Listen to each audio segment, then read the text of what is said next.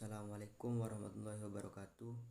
Perkenalkan, nama saya Wahidil Adim dari Prodi Ekonomi C.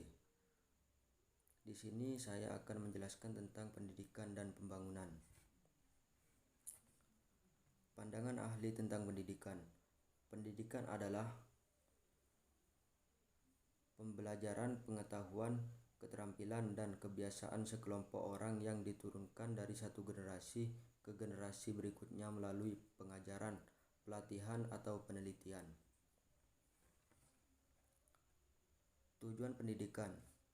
Tujuan pendidikan adalah menciptakan seseorang yang berkualitas dan berkarakter sehingga memiliki pandangan yang luas ke depan untuk mencapai cita-cita yang diharapkan dan mampu beradaptasi dengan cepat dan tepat dalam berbagai lingkungan.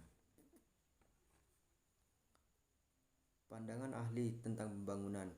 Pembangunan pendidikan adalah proses perombakan struktural subsistem administratif yang berkenaan dengan pengolahan pendidikan dan subsistem operasional yang berkenaan dengan pengolahan pendidikan dan pelaksanaan kegiatan belajar mengajar setiap satuan pendidikan agar tercapai tingkat partisipasi pendidikan yang tinggi.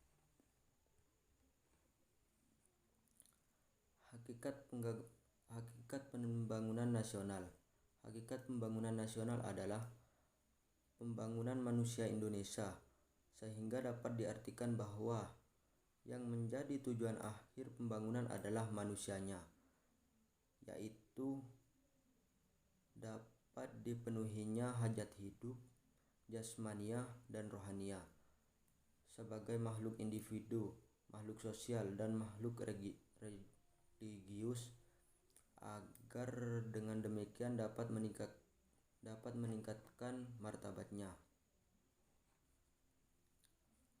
Sumbangan pendidikan pada pembangunan.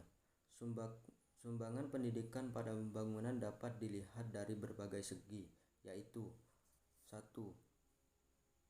Segi sarana pendidikan. Segi sarana pendidikan adalah usaha sadar yang ditujukan kepada peserta didik agar menjadi manusia yang berkepribadian kuat dan utuh serta bermoral tinggi. Jadi tujuan citra manusia pendidikan adalah mewujudkan citra manusia yang dapat menjadi sumber daya pembangunan yang manusiawi. Yang kedua, segi lingkungan pendidikan. Segi lingkungan pendidikan dapat dibagi menjadi 3. 1. Lingkungan keluarga atau informal. Dalam lingkungan keluarga, anak dilatih berbagai kebiasaan yang baik tentang hal-hal yang berhubungan dengan kecepatan, kesopanan, dan moral. Di samping itu, kepada mereka ditanamkan keyakinan yang penting, utamanya hal-hal yang bersifat religius. Yang kedua, lingkungan sekolah atau formal. Di lingkungan sekolah, peserta didik dibimbing untuk memperluas bekal yang telah diperoleh dari lingkungan kerja keluarga yang berupa pengetahuan. Yang ketiga, lingkungan sekolah. Yang ketiga, lingkungan masyarakat atau non-formal. Lingkungan masyarakat. Peserta didik memperoleh bekal praktis untuk sebagai jenis pekerjaan, khususnya mereka yang tidak sempat melanjutkan proses belajar melalui jalur formal.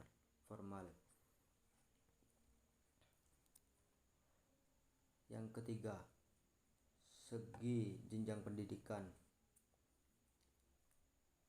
Jenjang pendidikan meliputi pendidikan dasar yang memberikan bekal dasar bagi pendidikan lanjutan, menengah, dan pendidikan tinggi. Pendidikan pada tingkat menengah memberikan 2 macam bekal, yaitu membekali peserta didik yang ingin melanjutkan ke pendidikan tinggi, dan bekal kerja bagi peserta didik yang tidak melanjutkan sekolah. Yang keempat, segi pembidangan kerja atau sektor kehidupan.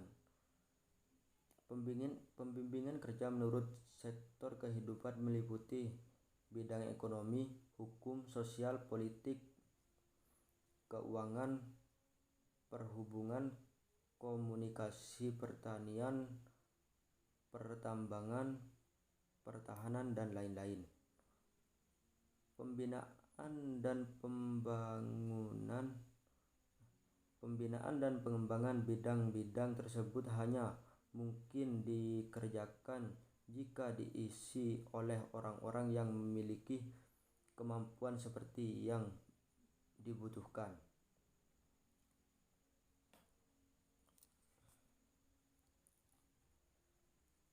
Sekian dari saya. Assalamualaikum warahmatullahi wabarakatuh.